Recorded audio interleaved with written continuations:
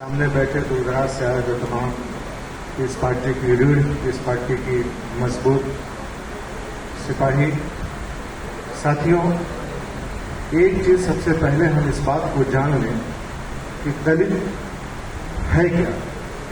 हमारे जहन में जब दलित का जिक्र आता है तो ये आता है कि दलित का मतलब हिंदू दलित, यानी जिसे हम कहीं कहीं अपने भाषाओं में अर्जन भाई के नाम से जानते हैं, कहीं कहीं हम उन्हें चमार भाई के नाम से जानते हैं। जो छोटी जातियों में हैं, खास तौर पे हिंदू समुदाय में, हमको लगता है कि उन्हीं को दलित कहा जाता है। सच्चाई ये है कि दलित किसी जात, किसी बिरादरी, किसी भाषा और किसी मजहब का नाम नहीं, बल्कि दलित एक ऐसा नाम है, एक ऐसा समुदाय है जो सबसे घिरा और गुजरा माना गया इस मुल्क के अंदर नहीं, पूरी दुनिया के अंदर। पूरी दुनिया के अंदर जहां भी लोग सबसे कमजोर तबके के लोग थे, जैसे अल्लाह नबी सल्लल्लाहु अलैहि वसल्लम के जमाने में भी जो है सुफियान के पीछे, हजरत सुफियान के पीछे छाता लेकर चलने वाले हजरत बिलाल रजी अल्लाह ताला ने, ये भी एक दलित समाज से थे। दलित का मतलब कमजोर लोग जो थे उन्हें दलित कहा जाता है। इस मुल्क में भी दलित थे, आज भी हैं, सारे समुदाय में हैं, मगर हमारे जहन में एक ही चीज आती है कि दलित का मतलब सिर्फ वही लोग होते हैं। ऐसा नहीं है। दलित सारे मजहब के मानने वालों में हैं।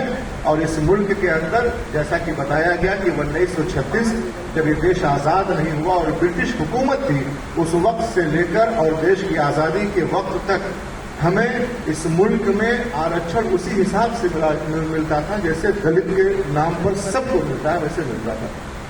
मगर जैसे ही मुल्क आजाद हुआ, एक तरफ 26 जनवरी को इस मुल्क का आईन सबके सामने पेश किया गया और उसके कुछ ही महीनों के बाद, जैसे अगस्त 1950 को, जैसा कि बात सुन रहे हैं सुबह से ही, कि माननीय पहले प्रधानमंत्री जवाहरलाल नेहरू जी ने धर्म के नाम पर मुसलमानों का, ईसाइयों का, बौद्धिस्टों का, सिखों का, जैन लोगों का, सब लोगों का आरक्षण रोक दिया।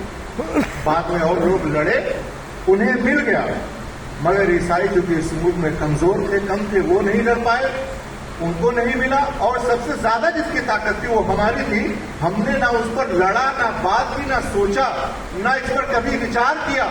पिछले 12 सालों से डॉक्टर मोहम्मद अय्यूब अकेला शख्स है जो पूरे उत्तर प्रदेश के हर जिलों में 10 अगस्त को काला दिवस मना रहा है और पूरे उत्तर प्रदेश में राज्यपाल महोदय के जरिए इस बात को बता रहा है कि ये जुल्म है, ज्यादती है, देशद्रोह है, राष्ट्रद्रोह है। और सच्चाई तो यह है कि इस मुल्क के अंदर आज अगर सबसे पहले किसी के ऊपर राष्ट्रद्रोह का मुकदमा होना चाहिए तो उनका नाम जवाहरलाल नेहरू।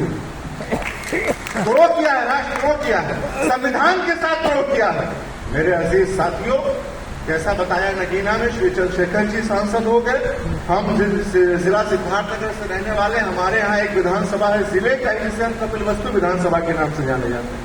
55% से ज्यादा मुसलमानों की आबादी है, पर मुसलमान चुनाव नहीं लड़ सकता है। नगीना में, जैसा आप लोग बादल साहब ने बताया, मुसलमान नहीं लड़ सकता। इसी तरीके से उत्तर प्रदेश की लगभग 86 विधानसभा सीटें हैं जहां मुसलमान की आबादी तो है, पर वो चुनाव नहीं लड़ सकता। क्यों? सिर्फ मजहब की बुनियाद पर, क्योंकि आरक्षण हमारा रोक दिया गया। अभी तक तो हम ये भी नहीं जानते थे कि रोक दिया गया या समाप्त कर दिया गया, लेकिन आज ये पता चल रहा है कि रोक दिया गया। ये बहुत बड़ी लड़ाई है, ये बहुत बड़ी लड़ाई है, इसको लड़ना पड़ेगा। और इसलिए लड़ना पड़ेगा कि आप वो कौम हैं जिन्होंने इस हिंदुस्तान के लाल किले से लेकर दिल्ली, पाकिस्तान के लाहौर और इस्लामाबाद तक 40 लाख और 40,000 से ज्यादा उलमाए किराम की शक्ल में अपनी शहादतें देकर इस मुल्क को आजाद किया है।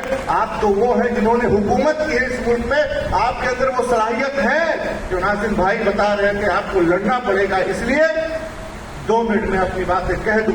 यहाँ बहुत सारे वक्ता और प्रवक्ता बैठे हुए हैं। हम पढ़ रहे थे कि इसी मुल्क में, जिस देश में रहते हैं, इसी देश के अंदर एक ऐसा भी वक्त था जिसे आज हम दलित के नाम से जिसे हम किनारे कर रहे हैं, जब वो किसी श्लोक को सुन लेते थे या किसी मंदिर में चले जाते थे तो उनके कानों में शीशा पिघला के डाल दिया जाता था। उनकी बेटियों की इज्जत इनके 12 बजे लूट ली जाती थी। उनके साथ जुल्म और ज्यादती की सारी घड़ियां तोड़ दी जाती थी। उनकी बेटियां जवान होने से पहले किसी न किसी बड़े और मजबूत आदमी के बिस्तर की हवस के शिकार हो जाती थी। मगर वो लड़े, कमजोर थे, मगर लड़े इस मुल्क में और सब कुछ हासिल कर लिया।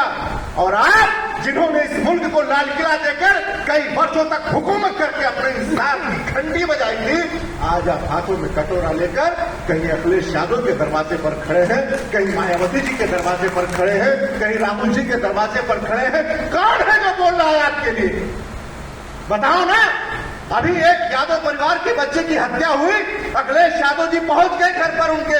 1 करोड़ मुआवजे और नौकरी की बात भी होना चाहिए, ये बिल्कुल होना चाहिए। मगर आप सोचो ना कि पूरी तरीके से इसी उत्तर प्रदेश के कई चुनाव से लगातार बिना मांगे कोई आपके दरवाजे पर वोट नहीं मांगने आ रहा है कि मुसलमानों से वोट मांग लो। है कोई एक आदमी जो खड़ा होकर कह दे कि पिछले लोकसभा में किसी मुसलमान के घर कोई आया था गठबंधन का आदमी वोट मांगने? नहीं, क्योंकि पता है अखिलेश यादव जी को, क्योंकि पता है राहुल गांधी जी को कि मुसलमान तो लाचार और बेबस और डरा हुआ है। इसकी मामली जिन कहीं अल्लाह अकबर के नाम से हो रही है, कहीं गाय के नाम से हो रही है, कहीं भीड़ में से दाढ़ी और टोपी के नाम से हो रही है। ये समाज तो डरा और दहशत में है। इसे कुछ देने लेने की जरूरत नहीं है, न इससे वोट मांगने की जरूरत है, तो खुद ही वोट देगा। हमने दिया भी, हमने दिया।